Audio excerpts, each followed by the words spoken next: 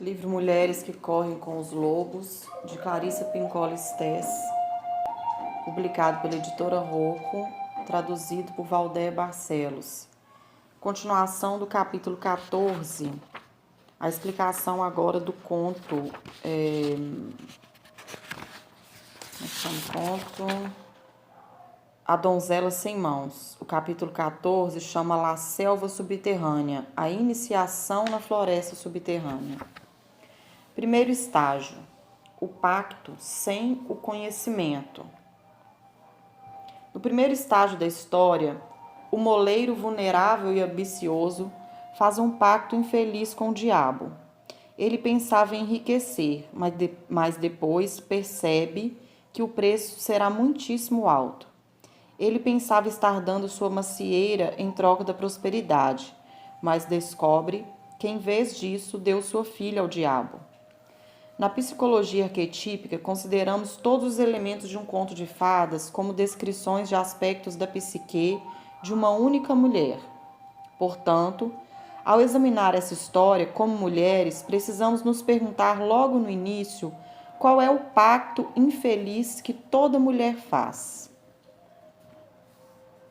Mais uma vez, portanto, ao examinar essa história como mulheres, precisamos nos perguntar logo no início qual é o pacto infeliz que toda mulher faz.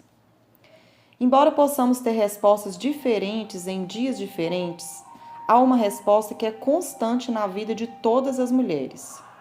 Embora detestemos admitir o fato, na esmagadora maioria das vezes, o pacto mais infeliz das nossas vidas é o que fazemos quando nos privamos da nossa vida de conhecimento profundo em troca de uma vida que é muito mais frágil. Quando renunciamos aos nossos dentes, nossas garras, nossos sentidos, nosso faro. Quando entregamos nossa natureza selvagem em troca da promessa de algo que parece rico, mas que se revela vazio. Como o pai na história, entramos nesse pacto sem perceber a tristeza, a dor e o transtorno que ele trará para nós. Podemos ter boa vivência dos costumes do mundo e, mesmo assim, quase toda filha de Eva, se tiver uma chance, opta a princípio pelo pacto infeliz. O desenvolvimento desse terrível pacto envolve um paradoxo enorme e significativo. Apesar de a escolha infeliz poder ser considerada uma reação autodestrutiva em termos psicológicos, é muito mais frequente que ela se torne um divisor de águas, um evento que proporciona ampla oportunidade para a restauração da força da natureza instintiva. Nesse sentido, embora haja tristeza e perda, o pacto infeliz, como o nascimento e a morte, constitui um passo utilitário fora do penhasco planejado pelo self, com o objetivo de mergulhar a mulher profundamente na sua natureza selvagem. A iniciação da mulher começa com o pacto infeliz que ela fez há muito tempo, enquanto ainda estava entorpecida. Ao escolher aquilo que a atraiu como sendo a riqueza, ela cedeu, em troca, seu domínio sobre algumas partes, e muitas vezes sobre todas as partes, da sua vida instintiva, criativa e cheia de paixão. Esse entorpecimento psíquico feminino é um estado próximo ao sonambulismo. Durante sua vigência, andamos, conversamos e, no entanto, estamos dormindo. Amamos, trabalhamos, mas nossas escolhas revelam a verdade acerca da nossa condição. Os aspectos voluptuosos, curiosos, incendiários e bons da nossa natureza não estão em pleno funcionamento. É esse o estado da filha no conto de fadas. Ela é linda de se ver, uma criatura inocente. No entanto, ela poderia continuar a varrer o quintal por trás do moinho para sempre, de um lado para o outro, sem nunca desenvolver o conhecimento. Sua metamorfose não tem metabolismo. Portanto, a história começa com a traição grave, porém involuntária do feminino jovem da inocente. Pode-se dizer que o pai, que simboliza a função da psique que deveria nos orientar no mundo objetivo, desconhece na realidade o modo pelo qual o mundo objetivo e o mundo interior funcionam em série. Quando a função do pai da psique deixa de ter conhecimento sobre questões da alma, somos traídas com facilidade. O pai não percebe um dos fatos mais básicos que intermediam entre o mundo da alma e o mundo da matéria, ou seja, que muitas coisas que se apresentam a nós não são como aparentam ser à primeira vista. A iniciação que nos leva a esse tipo de conhecimento é aquela que nenhum de nós deseja, muito embora ela seja a que todas nós, mais cedo ou mais tarde, chegamos a receber. Há tantos contos, A Bela e a Fera, O Barba Azul, Reinhard a Raposa, que começam com o pai pondo a filha em perigo. No entanto, na psique da mulher, muito embora o pai caia numa armadilha fatal por não saber nada sobre o lado sombrio do mundo ou do inconsciente, o momento horrível assinala um começo dramático para ela, uma conscientização e astúcia futuras. Nenhum ente senciente neste mundo tem a permissão de permanecer inocente para sempre. Para que possamos crescer, nossa própria natureza instintiva nos força a encarar o fato de que as coisas não são como parecem a princípio ser. A função criativa selvagem nos força a aprender acerca dos numerosos estados do ser, da percepção e do conhecimento. Esses são os inúmeros dutos através dos quais a mulher selvagem fala conosco. Portanto, essa perda e essa traição são os primeiros passos vacilantes num longo processo iniciático que nos lança na selva subterrânea. Ali, às vezes, pela primeira vez em nossa vida, temos a chance de parar de nos chocar com os outros, com os muros criados por nós mesmas, e, em vez disso, aprender a atravessá-los. Embora a perda da inocência das mulheres seja frequentemente ignorada, na floresta subterrânea, a mulher que passou pela queda da própria inocência é considerada especial, em parte por ter sido ferida, mas muito mais porque persistiu, porque está se esforçando para entender, para descascar as camadas das suas percepções e defesas, a fim de ver o que está subjacente. Nesse mundo, sua perda de inocência é tratada como um rito de passagem. Ela é aplaudida por poder agora ver com mais clareza. São-lhe conferidos status e homenagens por ela ter sofrido e continuado a aprender. Entrar num pacto infeliz é característico, não só da psicologia da mulher jovem, mas vale para a mulher de qualquer idade que não tenha sido iniciada ou que esteja dependente quanto a essas questões numa iniciação incompleta. Como uma mulher se envolve nesse tipo de pacto? A história começa com o símbolo do moinho e do moleiro. Como os dois, a psique é um triturador de ideias. Ela mastiga os conceitos e os desdobra em alimento.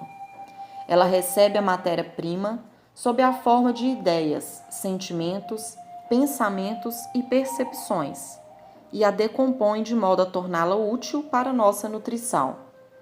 Essa capacidade psíquica é muitas vezes chamada de processamento. Quando processamos, selecionamos toda a matéria-prima da psique. Tudo o que aprendemos, ouvimos, desejamos e sentimos durante um determinado período. Decompomos tudo isso perguntando: como posso fazer o melhor uso disso? Empregamos então essas ideias e energias processadas para implementar nossas tarefas mais profundas e para sustentar nossas diversas iniciativas criativas. Desse modo, a mulher mantém-se robusta e ativa.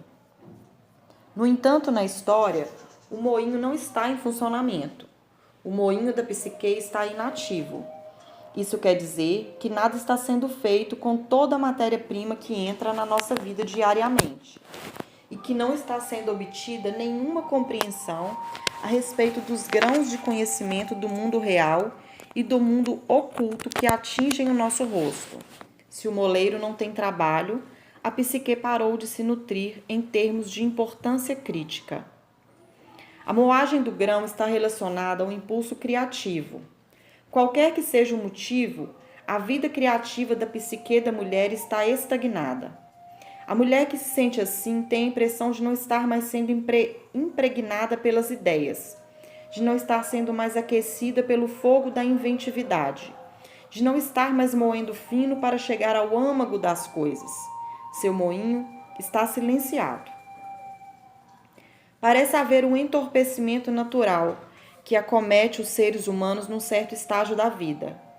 Ao criar minha família e a partir do meu trabalho com o mesmo grupo de crianças talentosas ao longo de anos, percebi que essa espécie de sono se abate sobre as crianças aproximadamente aos 11 anos de idade. É aí que elas começam a fazer avaliações precisas nas suas comparações com os outros. Durante esse período, seus olhos deixam de ser francos, passando à dissimulação, e apesar de elas estarem sempre em movimento como feijões saltadores mexicanos, muitas vezes estão morrendo de um resfriamento terminal. Quer estejam sendo excessivamente desdenhosos, quer estejam se comportando bem demais. Em nenhum dos dois estados, elas se demonstram sensíveis ao que ocorre no fundo do seu íntimo, e o entorpecimento aos poucos encobre a natureza sensível, os olhos cheios de vida. Imaginemos ainda que durante esse período algo nos é oferecido em troca de nada, que de algum modo nós nos forçamos para chegar a acreditar que se continuarmos dormindo, sairemos ganhando. As mulheres sabem o que isso significa.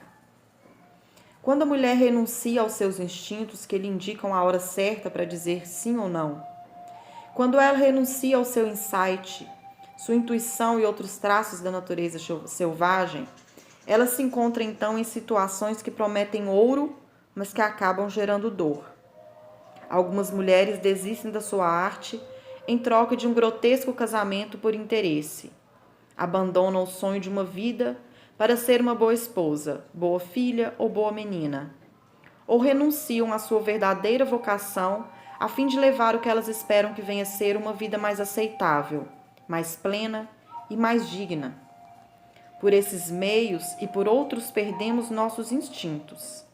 Em vez de nossas vidas se encherem com a possibilidade de iluminação, somos encobertas por uma espécie de obscurecimento. Nossa capacidade exterior de penetrar na natureza das coisas, bem como nossa visão interior, estão em sono profundo de tal forma que quando o diabo chega e bate à porta, nós vamos até ela, como sonâmbulas, e deixamos que ele entre. O diabo simboliza a força sinistra da psique, o predador, que nessa história não é reconhecido pelo que é. Esse diabo é um bandido arquetípico que precisa da luz, que a deseja e a rouba. Em tese, se a luz lhe fosse dada, ou seja, uma vida com a possibilidade do amor e da criatividade, o diabo não seria mais o diabo. Nessa história, o diabo se apresenta porque a doce luz da jovem o atraiu. Sua luz não é qualquer uma, mas de uma alma virginal presa num estado de sonambulismo. Ah, que petisco! Sua luz refulge com uma beleza de partir o coração, mas ela não tem consciência do seu valor. Uma luz dessas, quer se trate do brilho da vida criativa da mulher, da sua alma selvagem, da sua beleza física, da sua inteligência, quer da sua generosidade, sempre atrai o predador. Uma luz dessas, que é também alheia e desprotegida, é sempre um alvo. Trabalhei com uma mulher de quem os outros sempre tiravam vantagem. Fosse o esposo, os filhos, a mãe, o pai, fosse algum desconhecido. Ela estava com 40 anos e ainda se encontrava nesse estágio de pacto, traição do seu desenvolvimento interno. Com sua mansidão, sua voz carinhosa e receptiva, sua atitude simpática, ela não só atraía aqueles que queriam roubar uma brasa, mas também reunia-se diante do seu fogo espiritual uma multidão tão numerosa que a impedia de receber qualquer calor. O pacto infeliz feito por ela foi o de nunca dizer não, para ser amada com constância. O predador da sua própria psique lhe oferecia o ouro de ser amada. Se ela desistisse dos seus instintos que diziam que já bastava. Ela percebeu plenamente o que estava fazendo consigo mesma quando teve um sonho que estava de quatro no meio de uma multidão, tentando alcançar através da floresta de pernas uma coroa preciosa que alguém havia jogado num canto. O lado instintual da psique estava chamando sua atenção para o fato de que ela havia perdido a soberania sobre sua própria vida e de que seria um trabalho árduo voltar a conquistá-la. Para reaver sua coroa, essa mulher tinha de reavaliar seu tempo, sua generosidade e sua atenção para com os outros. A macieira florida da história simboliza um belo aspecto das mulheres, o lado da nossa natureza que tem suas raízes afundadas no universo da mãe selvagem, de onde recebe alimento. A árvore é o símbolo arquetípico da individuação. Ela é considerada imortal, pois suas sementes sobreviverão a ela. Seu sistema radicular protege e revitaliza ela. Protege e revitaliza, e ela abriga toda uma cadeia alimentar. Como a mulher, a árvore também tem suas estações e seus estágios de crescimento. Ela tem seu inverno, tem suas primaveras. Nos pomares de maçãs da região de Northwoods, nos Estados Unidos, os fazendeiros chamam suas éguas e cadelas de girl e suas macieiras floridas de lady. As árvores dos pomares são as jovens nuas da primavera, o primeiro perfume, como costumávamos dizer. De todas as coisas que mais representavam a primavera, a fragrância dos cachos das flores do pomar superavam os tordos enlouquecidos que saltavam de um lado para o outro, fazendo saltos mortais triplos no quintal, e sobrepujavam as novas lavouras que surgiam como minúsculas chamas de fogo verde na terra negra. Havia também um ditado sobre as macieiras: novos na primavera, frutos amargos, do outro lado, doces como calda. Isso queria dizer que a maçã tinha uma natureza dual.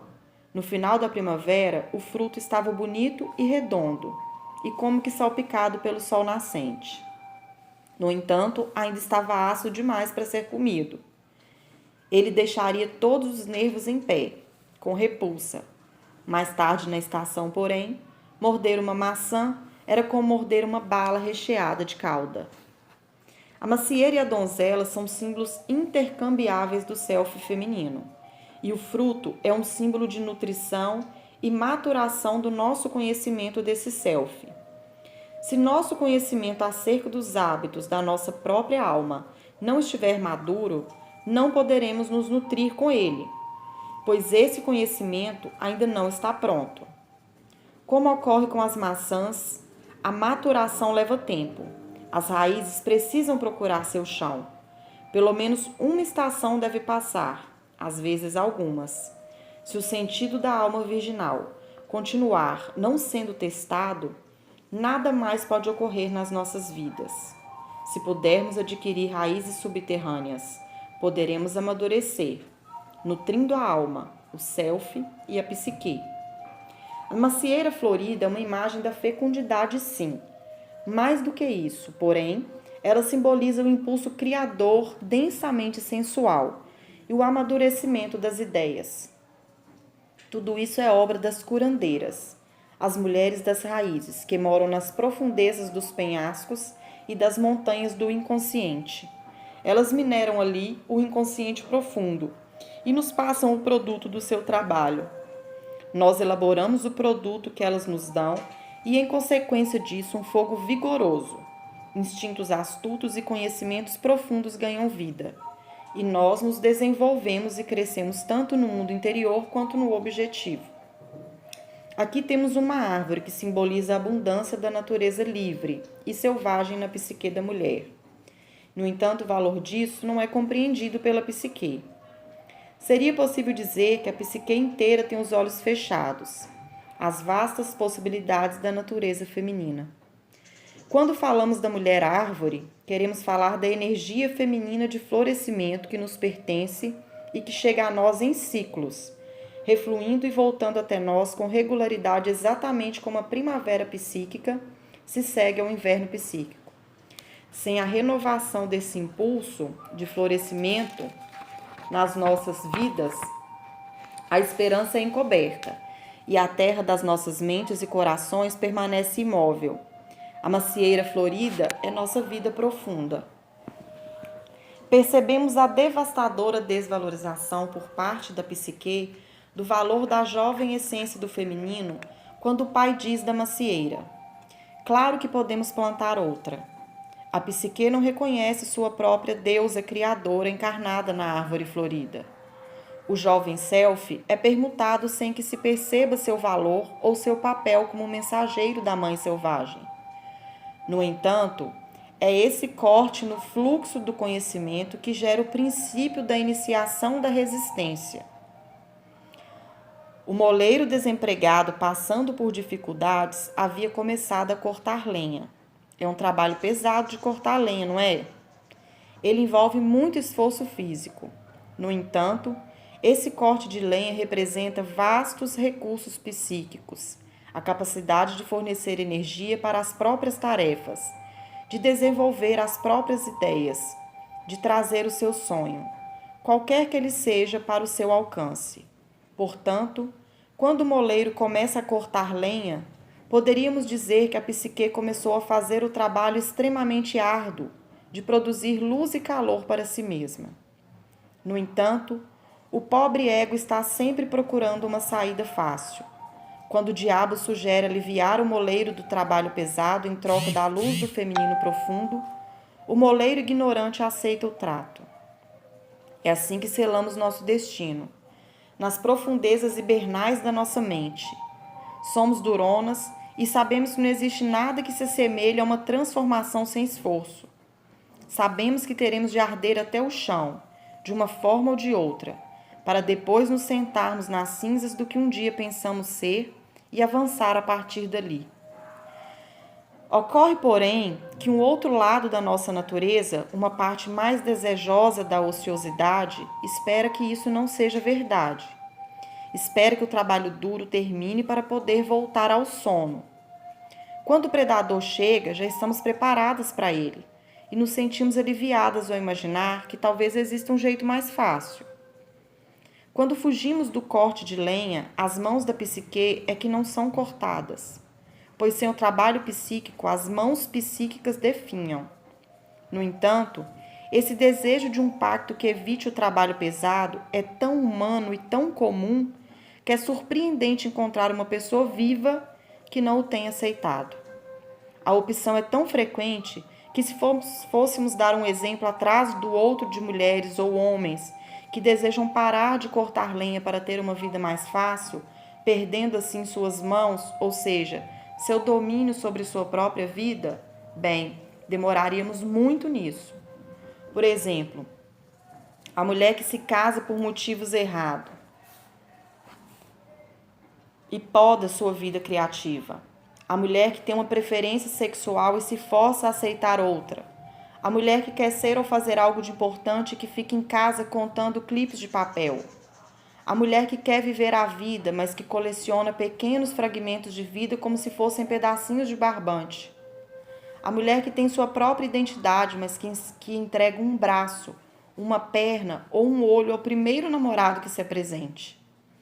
A mulher que tem um excesso de criatividade radiante e convida suas amigas vampiras para uma sessão de esgotamento.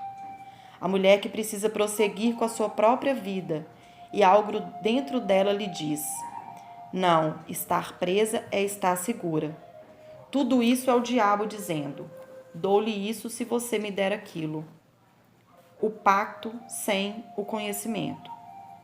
Portanto, o que deveria ser a árvore florida e nutritiva da psique perde seu poder, seus botões, sua energia é iludida, é forçada a renunciar ao seu potencial, sem compreender o pacto em que entrou. O drama inteiro quase sempre começa e firma sua posição fora da consciência da mulher. Deve-se, porém, realçar o fato de ser assim que todo mundo começa. Nessa história, o pai representa o ponto de vista do mundo objetivo, o ideal coletivo que pressiona as mulheres a serem murchas, em vez de exuberantemente selvagens. Mesmo assim, não há vergonha nem culpa no fato de você ter renunciado aos seus ramos floridos. Sem dúvida você sofreu, e pode ter dado anos, até mesmo décadas, em troca de nada. No entanto, existe uma esperança. A mãe no conto de fadas informa a toda a psique o que ocorreu. Ela diz: acordem, Vejam o que fizeram. E todo mundo acorda tão rápido que chega a doer. Mesmo assim, a notícia é boa, pois a mãe fraca da psique, que antes ajudava a diluir e a embotar a função dos sentidos, acabou de perceber o horrível significado do pacto.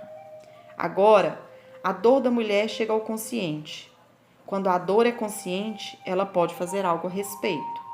Ela pode usá-la para seu aprendizado, para seu fortalecimento, para se tornar uma mulher que sabe. Com o passar do tempo, haverá notícias ainda melhores. Aquilo que foi dado pode ser resgatado, pode ser restaurado ao seu lugar correto na psique. Vocês verão.